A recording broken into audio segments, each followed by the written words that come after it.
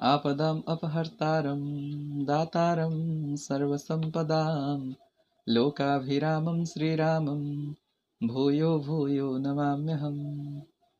जय श्री राम, जय जगन्नाथ, राधे राधे। आप सभी को दिल से स्वागत करते हुए चैनल के इस नए वीडियो में फिर से एक बार आशा करता हूँ आप सभी महाप्रभु के दया से अपने घर परिवार के साथ स्वस्थ होंगे, इस कोविड महामारी के प्रभाव से मुक्त होंगे और आनंद में होंगे। आज एक बहुत ही महत्वपूर्ण विषय को लेकर के मैं डिस्कशन रखने वाला हूँ, क्योंकि ज़्यादातर लोगों के दिमाग में ऐसे सवाल आते हैं, ऐसे कॉम्प्लेंस आता है कि हम जितने भी पूजा पाठ करते हैं, व्रत करते हैं, नियमों का कुछ पालन करते हैं, तो हमें उस हिसाब से फल क्यों नहीं मिलता जैसे शास्त्रों में लिखा है। ऐसे बहुत सारे लोगों के दिमाग में क्वेश्चंस आता है कि शास्त्रों में एग्जैक्टली जो लिखा है वैसे फल क्यों नहीं मिलता।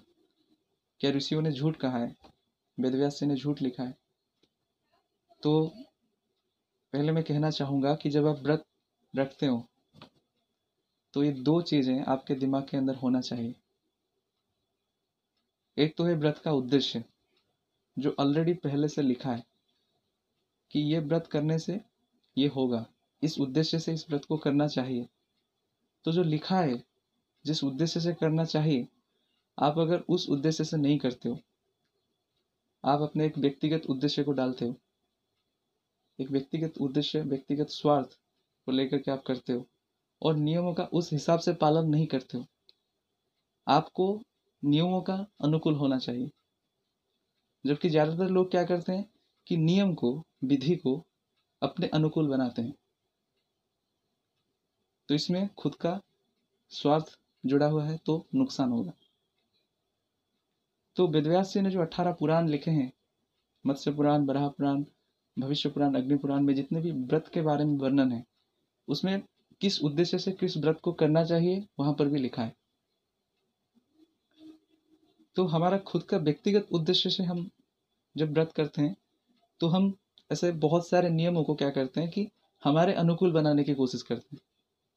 मतलब हमें जिस तरह सुविधा प्राप्त होगा हम कुछ नियम करेंगे, हमें जो जिसमें खुशी का महसूस होता है, और कुछ नियम जो हमें अच्छे नहीं लगते हम नहीं करेंगे।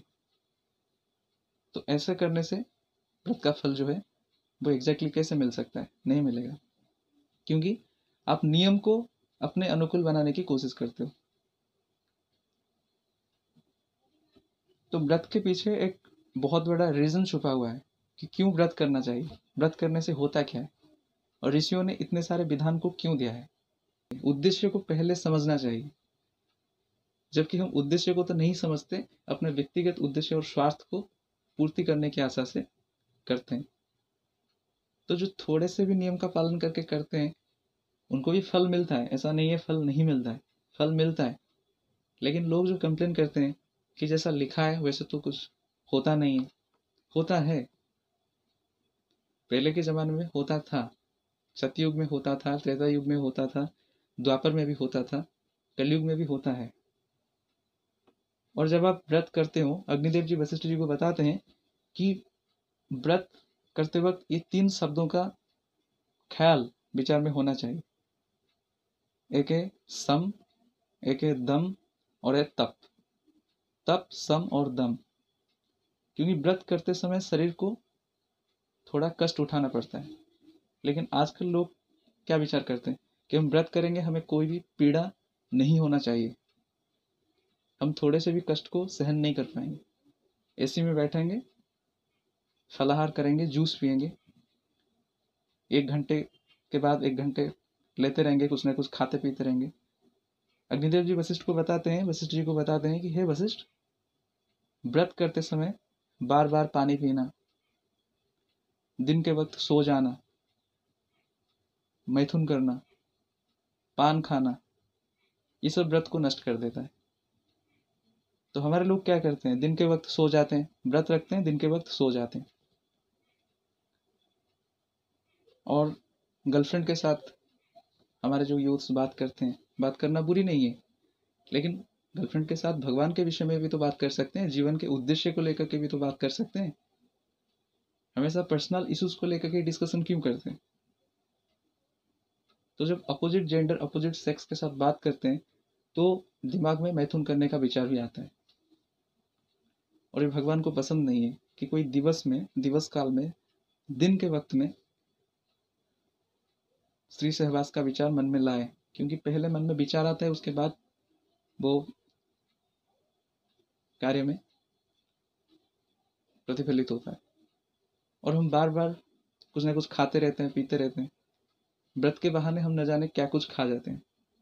हाँ, ये सही बात है कि अगर हम जल पान करते हैं, दुग्ध पान करते हैं, फलाहार करते हैं, तो इससे व्रत का भंग नहीं होता। लेकिन बार बार करने से, अग्निदेव जी ने वशिष्ठ जी को बताया है कि बार बार पानी पीने से व्रत क्या होता है, नष्ट हो जाता है। तो बार बार पानी नहीं पीना चाहिए। आप 3-4 घंटे में एक बार पी सकते हो। निर्जल करने के लिए भी मैं नहीं कह रहा हूँ, मैं भी नहीं करता हूँ निर्जल। याद में रखिए, ये 8 चीज ऐसे हैं जो कि व्रत का नाशक नहीं है, व्रत को नाश नहीं करता है। पहला है जल, उसके बाद है फल, उसके बाद है मूल। जल, फल, मूल, दुग्ध और घी। उसके बाद आता है ब्राह्मण की इच्छा पूर्ति। कोई सदाचारी ब्राह्मण हो, सिर्फ जाति सिद्ध ब्राह्मण नहीं, स्वभाव सिद्ध ब्राह्मण होना चाहिए। उसके स्वभाव में ब्राह्मणता होना चाहिए। ऐसा ब्राह्मण की अगर कोई इच्छा है तो उसकी इच्छा को आप पूर्ति करते हो तो व्रत का भंग नहीं होता है, व्रत दूषित नहीं होता है, व्रत नाश भी नहीं होता है। ब्राह्मण की इच्छा पूर्ति और गुरु के वचन और औषधि, औषधि का अगर आप सेवन करते हो तो आपका व्रत नष्ट नहीं होता है। और व्रत करते समय कुछ चीजों का ध्यान रखना चाहिए। तो अग्निदेव जैसे बताते हैं कि व्रत करते समय तप, मतलब शरीर को थोड़ा कष्ट सहना पड़ता है, इसलिए उसको तप कहा जाता है। कर्तव्य करते समय जो कष्ट का सहन हम करते हैं, मान लीजिए कि वही तपस्या है, क्योंकि हम कर्तव्य करते हैं। भगवान की प्रीति विधान, भगवान की संतुष्टता, यही लक्ष्य है, ऐसा पुराणों में बताया गया है। उसी को ही यज्ञ कहते हैं। अगर हम हमारे कर्तव्य सही ढंग से करते हैं भगवान को इम्प्रेस करने के लिए, तो उसी को ही यज्ञ कहा जाता है। यज्ञ क्या है? भगवान ही खुद यज्ञ है। भगवान का नाम जप करना भी यज्ञ है। जो व्यक्ति भगवान का नाम जप करता है निरंतर, मान लीजिए कि वो भगवान का क्या कर रहा है, भगवान को प्रसन्न करने के लिए वो यज्ञ ही कर रहा है। निरंतर अगर हम नाम करते हैं, कलयुग में नाम को ही सब कुछ बताया गया है। यज्ञानाम जपो यज्ञस्मि, भगवान ने गीता में कहा। जप भी, नाम जप भी एक यज्ञ ही है। यज्ञ का मतलब ऐसा नहीं है कि उसमें अग्नि लगेगा, उसमें घृत लगेगा, ऐसा नहीं है। ऐसा त्रेता युग में होता था। अभी भी होम होता है, घर में पूजा पाठ होता है, कभी देवी देवताओं के अनुष्ठान होता है, वहाँ पे भी होम होता है। लेकिन ऐसा जरूरी नहीं है कि अग्नि घृत ही लगेगा हर एक यज्ञ में। नाम जप के साथ भी व्रत का पालन होता है। कुछ नियमों का पालन करना चाहिए, जैसे कि हम जो आहार, निद्रा, भय, मैथुन, इस सब अनियंत्रित अवस्था में है, तो ये जो आहार, निद्रा, भय, मैथुन है, अगर पशु के जैसा इंसान भी करे, क्योंकि इंसान भी पहले पशु था। 84 लाख जीव के जो जोनी है, 84 लाख जीव जोनी के अंदर इंसान एक पशु था, तो उसका एक हैबिट रह चुका है। तो ये सारे हैबिट, ये सारे कॉम्प्लेक्सेस, काम, क्रोध, लोभ, मोह, मदमाश्चर्य, जो पहले से ही भरा हुआ है, ये कॉम्प्लेक्सेस को एडजस्ट करने के लिए ही व्रत दिया गया है। तो व्रत के अंदर क्या क्या आता है? तप आता है, सम आता है और दम आता है। दम का मतलब है इंद्रिय संयमन। लेकिन हमारी इच्छा से हम इंद्रिय का संयम नहीं कर सकते। इंद्रिय संयम का हम चाहे भी तो, ये तो कलयुग है, आसक्ति के अंगों का हर जगह पे प्रचार होता है। हम भी बचपन से देखते आ रहे हैं। हम जब मूवीज भी देखते हैं तो जितने भी अच्छा कंटेंट्स हो, आजकल कमर्शियल होते चला जाता है, और अच्छे कंटेंट के मूवीज में भी आइटम सॉन्ग, डांसेस होता है। उस चीज को नहीं देखना है। कंटेंट पसंद आता है तो कंटेंट को एंजॉय करिए, लेकिन जो मसाला ओरिएंटेड, जो कॉमर्शियल चीजें हैं, वो चीज़ों को आपको सपोर्ट नहीं करना है। नहीं तो आपका इंद्रिय संयमन कैसे होगा? तो आजकल तो आसक्ति के अंगों का डिस्प्ले होता है, तो इंद्रिय संयमन संभव नहीं है। इसलिए हमको भगवान के साथ बहुत ही क्लोज, टाइट रिलेशनशिप बनाना है। बहुत ही मतलब क्या कह सकते हो, एकदम एक मजबूत पकड़ बनानी है भगवान के साथ। और वो कैसे संभव हो पाएगा? अगर आप निरंतर साधु संगति करोगे। इसलिए कलयुग में साधु संघ को ही एकमात्र रक्षा का उपाय बताया गया है।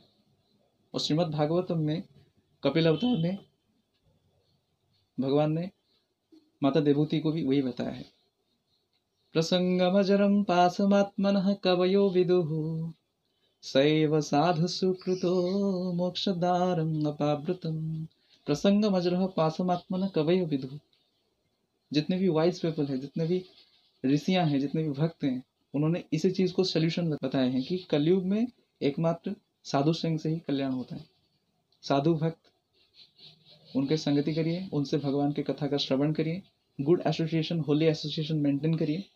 आपके जो भी पारिवारिक दायित्व है, कर्तव्य है, वो आप निभाते रहिए। सामाजिक दायित्व है, वो भी आप निभाते रहिए। कुछ व्यक्तिगत इच्छाएं भी है, उसको अगर हम त्याग नहीं पाते हैं तो भी कोई बात नहीं। हमारे मन के अंदर बहुत सारे ऐसी इच्छाएं आते हैं। एक तरह होता है सद इच्छा, एक तरह होता है असद इच्छा। तो जो असद इच्छा होते हैं उसको पूर्ति करने के लिए भले ही हमें मन कितना भी प्रभावित करे, लेकिन शैतान के बस में नहीं आना है। हमें हृदय की सुनना है, क्योंकि हृदय में कौन बैठे हुए हैं? परमात्मा के रूप में भगवान बैठे हुए हैं।